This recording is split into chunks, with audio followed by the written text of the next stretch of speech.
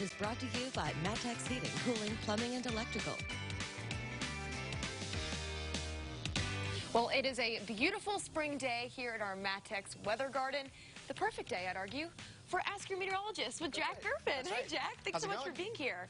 It's going great. Good, good. Spring, April showers, bring May flowers, something we all know and love. Little chilly today, but the sunshine is nice to have. Yes. Well, we actually have some viewer questions. I know, which is good. So you ready to answer them?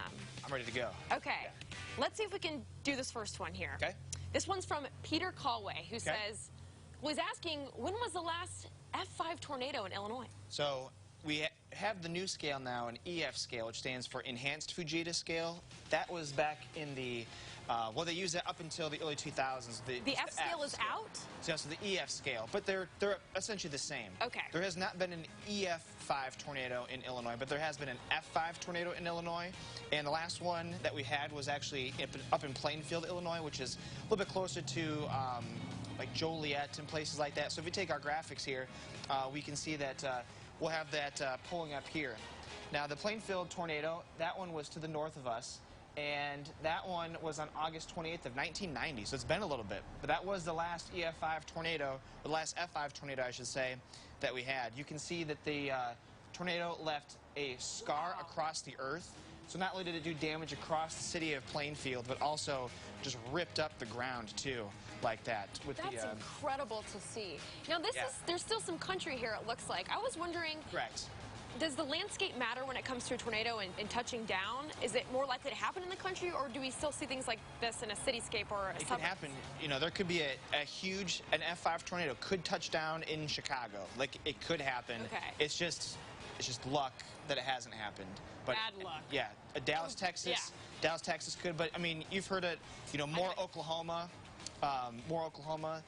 They're a suburb of Oklahoma City, and they get hit all the time too with two F5 and EF5 tornadoes. So it can happen, but just more than likely it's going to be in a more rural area based on how the geography is of the country.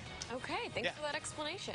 Let's move on to this next one. Okay. Linda Abed asks, what causes hail to form during a thunderstorm? Okay, so I got my next graphic up here, and basically what happens is this. A thunderstorm has updrafts and downdrafts. So a updraft is literally air is rising up into it. That's how when you watch a thunderstorm, you can see it growing taller.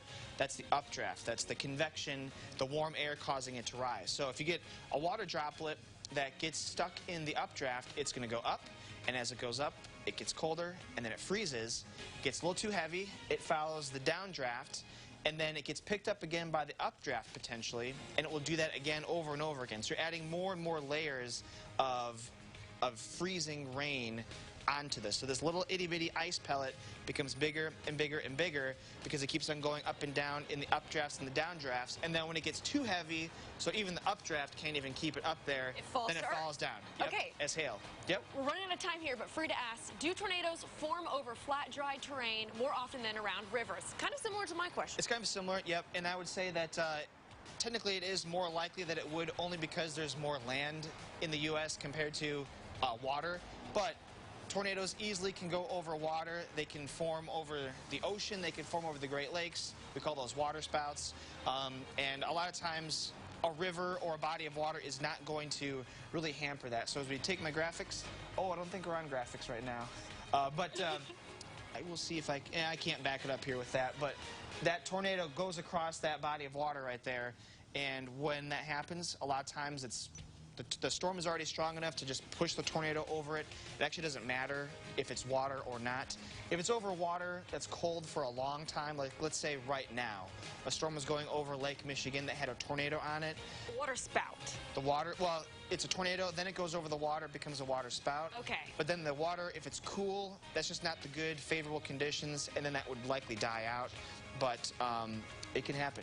Okay. Yeah. Jack, thank you so much. You were Absolutely. so knowledgeable, and we appreciate you answering questions for our viewers today. Some more questions, and I actually liked having you guys come up with the topic rather than me coming up and thinking of something, so send us the questions. We love answering your questions, so you can reach out to Jack via email, Facebook, Twitter. He's got the answers to your questions.